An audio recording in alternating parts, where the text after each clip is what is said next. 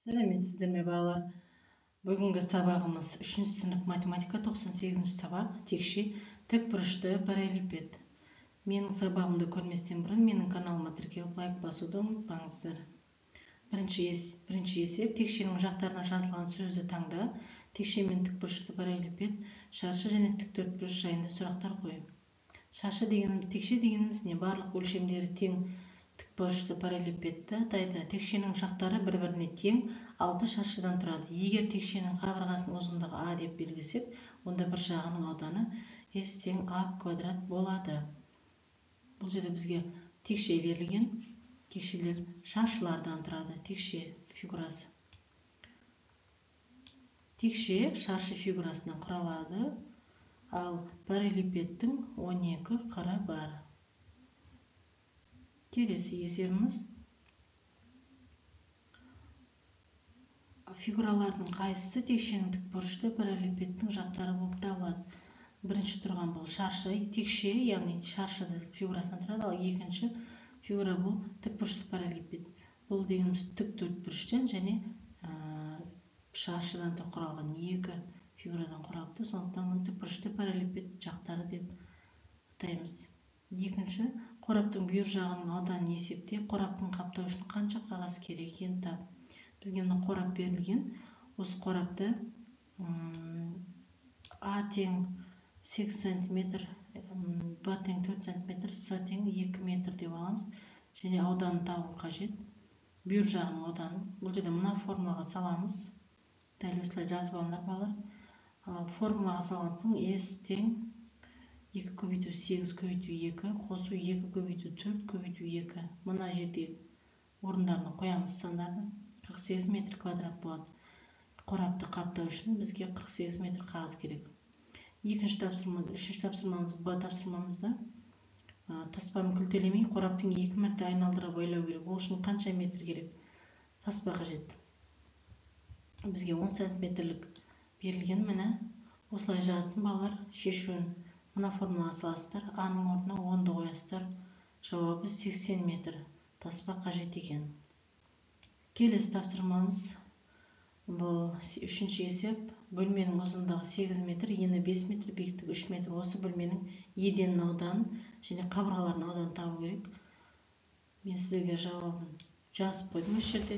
Еденде және қабырға ауданын қалай шығарылғаны. Мына формула, екі формулаға саламыз. S тең А көбейту Б, S қабырға 2 көбейту А Б көбейту қосу Асы көбейту Басы. Дәл осы екі формулаға қойып біз еденнің және қабырға ауданын шығарамыз. Жауабында бөлменің қабырға бетінің ауданы 152 метр квадрат, бөлменің еденінің ауданының саны 40 метр квадрат екен. Дәл осылай жазып аласыздар. Келесі есебіміз төртінші есеп. Дизайнер сыйлық алу үшін текше пішінді қорап әзірледі. Оған үлгі жасау көмектес. Қорапты өз талабына қарай түзеңде. Бізге мына қорап берілген. Текше шаршылардан тұрып, осылай бір-біріне біріктіріп сәндесеңдер болады. Қай қораптың жазбасы берілген? Бізге мынандай қорап берілген.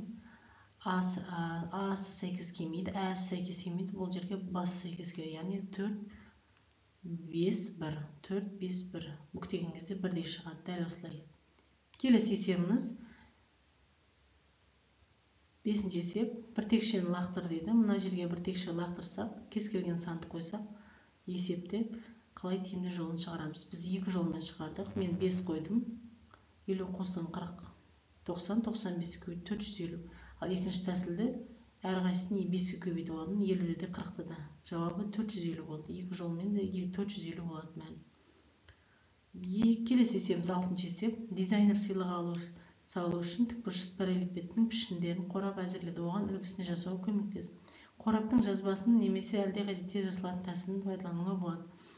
Дәл осылай мұқият қарап алу керек. Және осындай қораптың жасалу алгоритмін сипаттап жаз.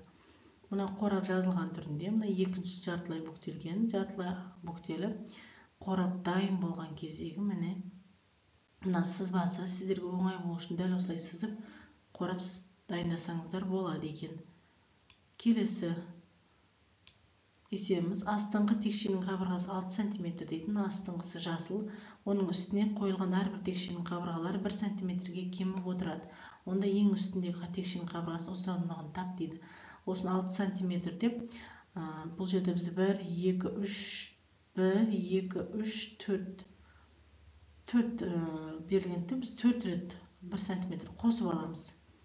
6 см алу, 1 см қосу, 1 см қосу, 4 см болады. 6 см 4 см алса 2 см. Ең үстіндегі текшенің ұзындығы 2 см болады екен. Келесі есебіміз 8-ші есеп, кесте бойынша өрнектер құрастыр дейді. Бізге кесте берілген. Азайғыш 300, азайтқыш, яғни айырманың мәні деп. Дәл осылай мен сіздерге оңай болу үшін жазып қойдым балалар. 300-ден алу 32 көбейту 3 тең 300 алу 96, 204 болады. Мына жерге 204 деп жазсақ кестенің ішіне. 780 алу 156 көбейту 4 жақшаның ішіне аламыз. 780-ден 624 алсақ 156 болады. Ал 45 қосу 765 205 болады. 810-нан аламыз 205-ті. 605 болады. 730 алу 32 қосу 460 жақшаның ішіне тең 730-дан 492 алсақ 238 болады. Келесі сабақта сау болыңдар балалар. Менің